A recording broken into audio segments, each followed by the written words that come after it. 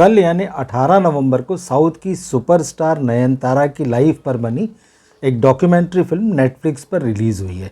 इसका नाम है Nayanthara beyond the fairy tale. दरअसल नयनतारा फिल्म इंडस्ट्री से बाहर से आई हैं और उन्होंने जो जगह बनाई है साउथ की फिल्म इंडस्ट्री में और ख़ास तौर पर तमिल सिनेमा में, वो अपने आप में एक बहुत बड़ी सक्सेस स्टोरी है। लेकिन इस फिल्म की, इस डॉक्यूमेंट्री की बात होने के बजाय पिछले कुछ दिनों से सोशल मीडिया और मीडिया में जो चर्चा हो रही है वो नयनतारा और धनुष के बीच जो है झगड़े की बातें हैं। दोनों सुपरस्टार हैं। धनुष भी अपने आप में वहाँ पर एक बड़े सितारे हैं, वो प्रोड्यूसर भी हैं, डायरेक्टर भी हैं, एक्टर भी हैं। लेकिन उनके साथ जो नयनतारा का झगड़ा है वो पिछले कुछ दिनों से सुर्खियों में बना हुआ है। इसकी वजह क्या है? आखिर क्या बात है कि ये दोनों इतने बड़े सितारे जो हैं खुलकर सोशल मीडिया में इनकी लड़ाई चल रही है। नयनतारा ने तो धनुष के नाम एक ओपन लेटर लिख दिया है जिसका संबंध इस डॉक्यूमेंट्री से है। तो इस वीडियो में हम इसी बारे में बात करेंगे कि आखिर क्या मामला हुआ, ऐसा क्या हुआ इन दो बड़े सितारों के बीच में जो ये लड़ाई हो, और इतनी ज़बरदस्त लड़ाई है ये कि दोनों शायद एक दूसरे के आमने सामने भी नहीं पड़ना चाहते। धनुष ने तो अभी तक नयनतारा के ओपन लेटर पर कोई रिएक्शन नहीं दिया है। जवाब देने की बात लिखित में या किसी भी तरह से वो अलग मामला है, ना उनके पीआर या उनकी टीम की तरफ से कोई रिएक्शन आया। आखिर ऐसा हुआ क्या दरअसल दोनों के बीच में, जबकि ये दोनों पहले दोस्त थे, दोनों ने फिल्मों में साथ में काम किया और जिस फिल्म को लेकर ये झगड़ा शुरू हुआ दोनों के बीच में, उसकी एक्टर जो थी वो नयनतारा थी और उसके प्रोड्यूसर थे वो धनुष थे। तो आइए जानते हैं कि ये आखिर मामला क्या है, कहाँ से ये बात शुरू हुई। दरअसल नयनतारा ने जब साउथ में अपना काम इंडस्ट्री में शुरू किया और उन्होंने एक मुकाम बना लिया, तो उनकी कुछ पर्सनल लाइफ की प्रॉब्लम्स थी और वहाँ पर मीडिया जिस तरह से उनकी लाइफ को लेकर, कैरियर को लेकर स्क्रूटनी कर रहा था, तो साल 2011 में श्रीराम राज्यम नाम की एक फ़िल्म आई थी और उसके बाद नयनतारा ने कह दिया था कि मैं फ़िल्मों से संन्यास ले रही हूँ। उन्होंने फ़िल्मों को छोड़ दिया, लेकिन जैसा कि होता है बहुत दिनों तक वो दूर नहीं रह पाई और एटली जो डायरेक्टर हैं उन्होंने राजा रानी नाम की फ़िल्म बनाई और उसमें कमबैक हुआ नयनतारा का। अब इस फिल्म से कमबैक के बाद जो है वो एक बार फिर चल पड़ी और इसके बाद में धनुष ने उनको अपनी फिल्म के लिए साइन किया, जिस फिल्म का नाम था नानुम राउडी धान। इस फिल्म में विजय सेतुपति थे। विजय सेतुपति और नयनतारा की जोड़ी थी और ये फिल्म जो है साउथ में ज़बरदस्त हिट हुई, तमिल में ज़बरदस्त हिट हुई और नयनतारा के कमबैक कैरियर जो था उसमें ये टर्निंग पॉइंट बन गई। और इस फिल्म के बाद में नयनतारा ने जो स्टार स्टेटस हासिल किया वहाँ पर, उसके बाद उनको पीछे मुड़कर नहीं देखना पड़ा। लेकिन यही जो फिल्म थी वो धनुष और नयनतारा के बीच में झगड़े की वजह बन गई। अब इसमें हुआ क्या, इसकी वजह क्या थी? दरअसल इस फिल्म का जो डायरेक्टर थे वो विघ्नेश शिवन थे। विघ्नेश शिवन मतलब जो अब नयनतारा के पति हैं, वो इस फिल्म के डायरेक्टर थे और इसी फिल्म के सेट पर शूटिंग के दौरान जो है विघ्नेश और नयनतारा के बीच में प्यार की, रोमांस की शुरुआत हुई। नयनतारा ने कहा कि इसी फिल्म की शूटिंग के दौरान जो है उन्होंने विघ्नेश को कुछ अलग ढंग से देखना शुरू किया। वो सिर्फ दोस्त नहीं रह गए, उन्होंने उनको अपने प्रेमी के रूप में देखना शुरू किया। उनके साथ फ्यूचर प्लान करने के बारे में वो सपने देखने लगी और ये चीज़ें हुई और धीरे धीरे ये आगे बढ़ती गई। 2015 की बात है ये। तो उसके बाद जो है दोनों लगभग 7-8 साल बाद जो है फिर दोनों ने शादी की और अब दोनों के 2 बच्चे भी हैं। तो खैर वो अलग मामला है। लेकिन इस फिल्म में ऐसा क्या हुआ, इसके बारे में ये कहा जाता है कि ये फिल्म जो है धनुष को बहुत बुरी तरह से अखर गई और उसकी वजह ये थी कि इस फिल्म का ओवर बजट हो जाना।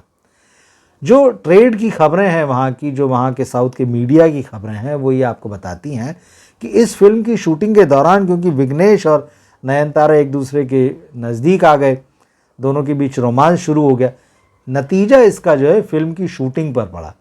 फिल्म रीशेड्यूल होने लगी, फिल्म के शेड्यूल आगे बढ़े और इसकी वजह से फिल्म ओवर बजट हो गई। अब क्योंकि धनुष इस फिल्म के प्रोड्यूसर थे, एक सर्टेन बजट में वो इस फिल्म को बना रहे थे, तो कहा यह जाता है कि इस फिल्म के ओवर बजट हो जाने से धनुष बहुत नाराज़ हुए और उसके बाद उसकी वजह भी जो ये थी कि मतलब एक तरीके से अनप्रोफेशनल थे उनके हिसाब से। विघ्नेश और नयनतारा जो है वो अनप्रोफेशनल ढंग से काम कर रहे थे और उसका नुकसान जो है फिल्म को और प्रोड्यूसर को उठाना पड़ रहा था। धनुष इस फिल्म से इतने नाराज़ हो गए थे कि जब ये फिल्म बन भी गई तो वो ये सोचते थे कि ये फिल्म फ्लॉप हो जाए, ये फिल्म ना चले। उन्होंने इस पर बहुत ध्यान भी नहीं दिया इस फिल्म पर, लेकिन क्योंकि फिल्म जो है दर्शकों को बहुत पसंद आई। विजय सेतुपति इसमें एक थोड़ा राउडी टाइप के आदमी बने थे, आप आवारा कह लीजिए, राउडी कह लीजिए, जिसको कि एक सीधी सादी लड़की से प्यार हो जाता है। इस फिल्म का म्यूज़िक बहुत ज़बरदस्त था, गाने खूब चले। इस वजह से जो है ये फिल्म बहुत ज़बरदस्त हिट हुई, जबकि धनुष उल्टा सोच रहे थे।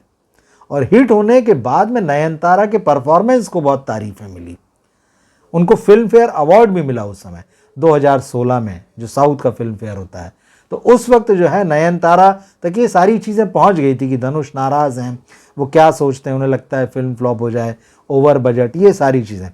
उस वक्त जब नयनतारा को ये अवार्ड मिला फिल्म फेयर का, तो उन्होंने स्टेज से बाकायदा कहा धनुष से नाम लेकर कि मैं माफ़ी चाहती हूँ कि आपको, और ये भी आया था कि धनुष का कि उनको नयनतारा का काम इसे पसंद नहीं है। तो नयनतारा ने कहा कि मैं माफ़ी चाहती हूँ कि आपको इस फिल्म में मेरा काम पसंद नहीं आया, ये फिल्म आपको पसंद नहीं आई, लेकिन लोग इसको प्यार कर रहे हैं और मैं कोशिश करूँगी कि आगे जब किसी आपकी फिल्म में काम करूँ तो आपकी उम्मीद से कहीं बेहतर करूँ। तो उन्होंने ऑफिशियली ये बात जो है स्टेज पर खड़े होकर कही, लेकिन कहीं ना कहीं धनुष को ये बात बहुत बुरी लगी, जो अनप्रोफेशनल रवैया उनके हिसाब से था और फिल्म का ओवर बजट हो जाना। तो ट्रेड की जो खबरें वहाँ ये भी कहती हैं कि भले ही ये फिल्म बहुत बड़ी सुपरहिट हो गई थी, लेकिन जिस तरह से इसमें डिले हुआ और जो कॉन्ट्रैक्ट जो उस वक्त धनुष ने डिस्ट्रीब्यूटर्स और एग्जीबिटर्स से कर रखे थे, उसमें इस फिल्म के सुपरहिट होने के बावजूद उनको या तो लॉस हुआ या एकदम मिनिमम फ़ायदा हुआ। और ये बात जो है एक प्रोड्यूसर के रूप में उनको बहुत अखर गई और शायद उनके ईगो को ठेस पहुंची, क्योंकि जिस फिल्म को वो नापसंद कर रहे थे, जिस एक्ट्रेस के काम को वो नापसंद कर रहे थे, जिस फिल्म के बारे में वो सोच रहे थे कि ये फिल्म फ्लॉप हो जाए, उस फिल्म ने कमाल कर दिया। तो ये ईगो का मामला बन गया एक तरीके से। और उसके बाद से नयनतारा और धनुष के संबंध जो है वो उनमें तनाव आया और धीरे धीरे जो है वो बिखरते चले गए। हालांकि ऐसा है कि इसके बाद एक मौका आया जब धनुष की एक फिल्म में जो नयनतारा ने एक आइटम डांस किया और उस फिल्म के लिए उन्होंने फ़ीस भी चार्ज नहीं की, तो ये भी है। लेकिन इसके बावजूद कुछ ना कुछ चीज़ें ऐसी होती गई कि दोनों के संबंध जो है लगातार ख़राब होते गए। अब मामला ये नेटफ्लिक्स की डॉक्यूमेंट्री से कैसे जुड़ गया।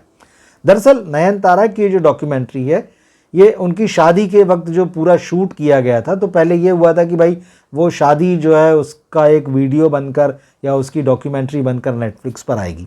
लेकिन फिर इसको रीप्लान किया गया कि इसको ऐसा करते हैं कि नयनतारा की लाइफ है, सिनेमा में जर्नी है, वो सारा जोड़कर इसको एक पूरा बनाया जाए। तो जब ये प्लान हुआ तो नयनतारा ने जो अपनी पुरानी फिल्में थी जिनमें उन्होंने काम किया था, तो उनके प्रोड्यूसर से जो फिल्म के क्लिप होते हैं आपको परमिशन लेना पड़ती है, एनओसी लेना पड़ता है, क्योंकि पैसे का मामला होता है, प्रोफेशनल है पूरा मामला। तो उनको मिल गए जहाँ जहाँ वो चाहती थी। लेकिन धनुष की इस फिल्म की जब बात आई तो उन्होंने 2 साल से, ये कहा जा रहा है और नयनतारा ने अपना जो ओपन लेटर लिखा उसमें भी लिखा है, 2 साल से उनकी टीम जो है धनुष की का ऑफिस या धनुष को फॉलो कर रही थी कि वो 3 सेकंड का एक फुटेज है वो उसको नेटफ्लिक्स की डॉक्यूमेंट्री में इस्तेमाल करने दें। और वो भी फिल्म का नहीं है, दरअसल जो बिहाइंड द सीन होता है, शूटिंग के समय बहुत सारे वीडियो बनते हैं, क्लिप्स बनते हैं, लोग अपने अपने डिवाइसेस से बनाते हैं। लेकिन कॉपीराइट कानून के तहत इस तरह से है कि वो जो पूरा प्रोजेक्ट अगर किसी एक प्रोड्यूसर का है तो वहाँ जनरेट हो रही हर चीज़ पर जो है कॉपीराइट उस प्रोड्यूसर का है। तो विघ्नेश और नयनतारा का एक 3 सेकंड का शॉट है जिसमें वो समुद्र के किनारे हैं, बात कर रहे हैं, हंस रहे हैं, बहुत फ्री हैं उसमें। तो वो जो क्लिप है वो इस डॉक्यूमेंट्री में यूज़ किया गया था और वो उस ट्रेलर में, जब इस डॉक्यूमेंट्री का ट्रेलर आया वो ट्रेलर में दिख रहा था। इसके बाद में धनुष ने इस 3 सेकंड की क्लिप के लिए नयनतारा और उनकी टीम को जो है 10 करोड़ रुपए का लीगल नोटिस भेजा। ये बात जो है नयनतारा को बहुत बुरी लगी और उसके बाद में उनका कहना है कि हम लोग कोशिश करते रहे कि धनुष मान जाए, लेकिन फाइनली ये हुआ कि धनुष और उनकी टीम नहीं मानी, तो इस क्लिप को हटाकर जो है ये डॉक्यूमेंट्री अब रिलीज़ की गई है। लेकिन वो जो क्लिप था वो सोशल मीडिया में रिलीज़ कर दिया गया, वो तो सोशल मीडिया में अब उपलब्ध है। लेकिन बात वही है ईगो की। हालांकि अभी तक धनुष ने इस पर कोई रिएक्ट नहीं किया किसी तरह का जो ओपन लेटर आया है। ये कहा जा रहा है कि भाई वो अपने काम में बिजी हैं और वो इस मामले को बहुत ज़्यादा तूल नहीं देना चाहते हैं। तो ये सारी चीज़ें, लेकिन अगर आप नयनतारा का वो लेटर पढ़ेंगे तो आपको लगेगा कि वो व्यक्तिगत मतलब पर्सनली उन्होंने लिखा है। उसकी भाषा, उसमें जो इमोशंस हैं, लगभग 2.5 पौने 3 पेज की चिट्ठी है। तो ऐसा नहीं कि किसी टीम के आदमी से लिखवा लिया, किसी पीआर वाले से लिखवा लिया। आप उस लेटर की जब भाषा पढ़ेंगे, उसको पूरा पढ़ेंगे, तो आपको लगेगा ये बहुत ही पर्सनल टच है, उसमें इमोशंस हैं उसमें। उन्होंने धनुष को बहुत खरी खरी सुनाई है। एक तरीके से उन्होंने बताया कि धनुष को तो बहुत सपोर्ट मिला क्योंकि उनकी फैमिली जो है फिल्मों से आती है, लेकिन नयनतारा ने बताया कि मैं तो बाहर से आई हूँ। और वो लेटर आप पढ़िए, बहुत इंटरेस्टिंग है, बड़ा इमोशनल है। और उन्होंने ये भी कहा, मतलब एक तरीके से जो होता है कि भाई ठीक है, सिर्फ यही दुनिया नहीं है, भगवान भी ऊपर से देख रहा है, तो उसका भी एक न्याय है। आप प्रोड्यूसर हैं, आपके पास सारे पावर हैं, वो सारी बातें अलग है, लेकिन शायद एक सुप्रीम पावर जो है वो कोई और है। आप उस लेटर को पढ़िएगा, वो आपको सोशल मीडिया में मिलेगा। तो ये दरअसल मामला है पूरा कि एक फिल्म वो एक प्रोड्यूसर के नज़रिए से देख रहे हैं, उन्हें जो लॉस हुआ या उनके मन में जो उस वक्त जो आर्थिक नुकसान होने से जो चोट लगी होगी, क्या स्थिति रही होगी उस वक्त, उनकी फाइनेंशियल कंडीशन वो कोई नहीं जानता। तो अब इसको लेकर तमाम सारी बातें हो रही है। कुछ लोग धनुष को एकदम सही ठहरा रहे हैं कि भाई प्रॉपर्टी उनकी है तो वो क्लेम कर सकते हैं। अगर नयनतारा और विघ्नेश के अनप्रोफेशनल रवैये की वजह से अगर उनको लॉस हुआ और अगर वो कह रहे हैं कि नहीं मुझे ये पैसे आप जो क्लिप इस्तेमाल कर रहे हैं मुझे उसकी एक प्राइस चाहिए, तो कुछ गलत नहीं है। कई लोग नयनतारा का फेवर कर रहे हैं इसमें कि भाई वो ठीक कह रही हैं, धनुष को इतना ईगो पर नहीं लेना चाहिए, दोनों की अपनी अपनी जर्नी है, अपना अपना मुकाम है। तो ये पूरी कहानी है इस मामले में। आप क्या सोचते हैं, आपको क्या लगता है कि इसमें सही और गलत, अब 2 हिस्से तो हो ही गए, तो आपको क्या लगता है कि धनुष इसमें सही है या नयनतारा सही है, या इसका कोई बीच का रास्ता निकाला जा सकता था? तो कमेंट बॉक्स में लिखकर आप ज़रूर बताइएगा। मिलते हैं हम अगले वीडियो में फिर। नमस्कार।